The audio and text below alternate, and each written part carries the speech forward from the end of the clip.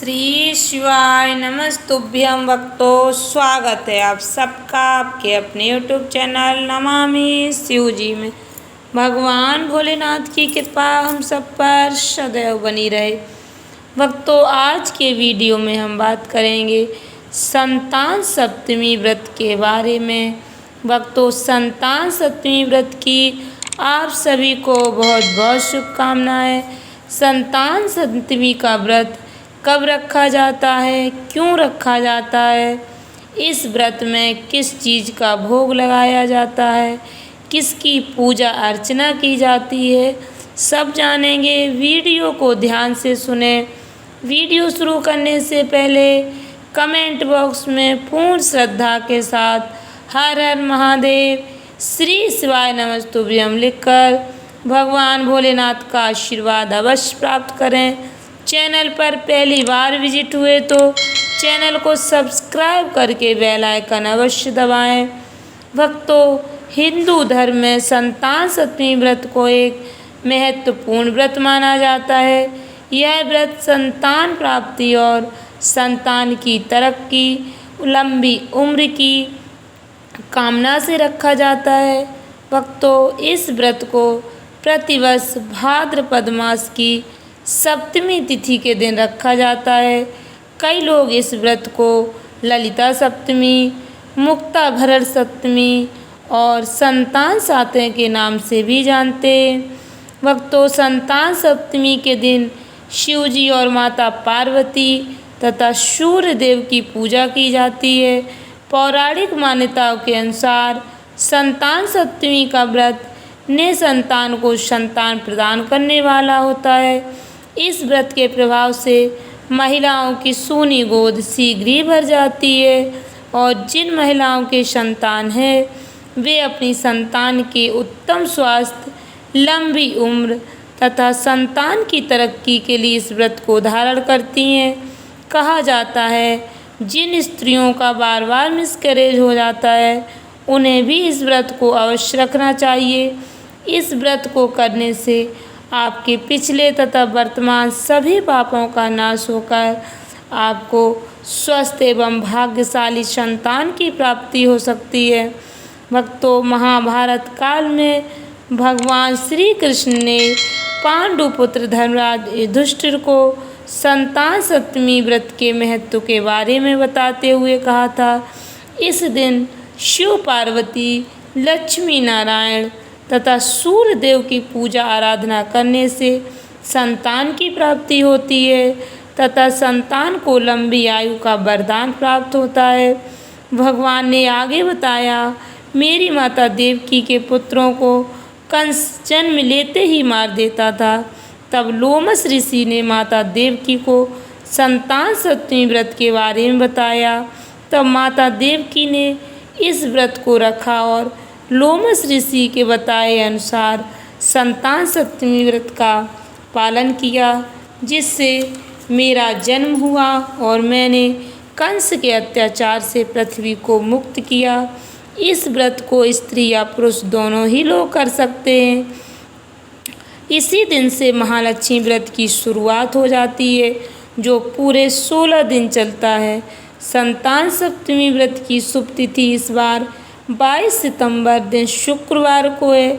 भले ही शुक्रवार के दिन सप्तमी तिथि दोपहर को ही समाप्त हो रही है, फिर भी उदय व्यापनी तिथि होने के कारण यह व्रत शुक्रवार 22 सितंबर 2023 को ही रखा जाएगा। भक्तों, सप्तमी तिथि की शुरुआत 21 सितंबर 2023 गुरुवार को दोपहर 2:15 से हो जाएगी, जो 22 सितंबर शुक्रवार दोपहर 1:35 तक रहेगी। व्रत का संकल्प 22 सितंबर शुक्रवार को सुबह लिया जाएगा। दिन भर उपवास रखकर शाम के समय यह व्रत खोल लिया जाता है। भक्तों, इस व्रत में दोपहर के समय विशेष पूजा की जाती है।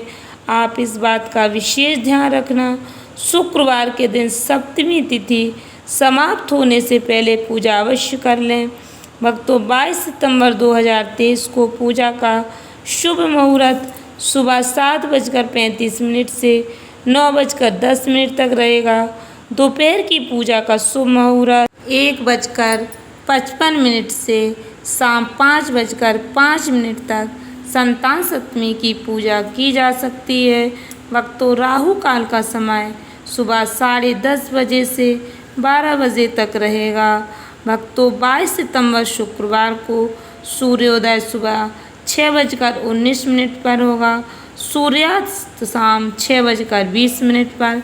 ब्रह्म मुहूर्त का समय सुबह 4:42 से 5:30 तक रहेगा। अभिजीत मुहूर्त सुबह 11:55 से 12:43 तक रहेगा। भक्तों इस व्रत की सबसे महत्वपूर्ण सामग्री है चांदी की चूड़ी या छल्ला। यदि आपके पास चांदी की चूड़ी नहीं है तो आप कलावे में 7 गांठ बांधकर अपने हाथ में बांध सकते हैं। भक्तों हो सके तो इस व्रत में अपनी संतान को भी साथ में रखकर कथा सुना सकते हैं, पूजा कर सकते हैं। यदि संतान साथ हो तो चांदी का कड़ा या छल्ला जो भी आपके पास है संतान को पहना दिया जाता है। यदि पास में नहीं है तो जो महिलाएं इस व्रत को कर रही हैं वो अपने हाथों में पहनती हैं। निसंतान महिलाएं संतान प्राप्ति की भावना से इस व्रत को रखती हैं। उन्हें कलावे में 7 गांठें बांधकर अपने हाथ में बांधना चाहिए। फिर आपको जितनी भी संतान होती हैं उतनी ही चांदी की चूड़ी या छल्ले बनवाकर अपने हाथ में पहनना चाहिए। भक्तों अब बात करते हैं इस व्रत में क्या खाना चाहिए क्या नहीं। भक्तों किस चीज़ का भोग लगाना चाहिए। इस व्रत को निराहार रखकर एक बार मीठी पूड़ी खाकर व्रत खोला जाता है।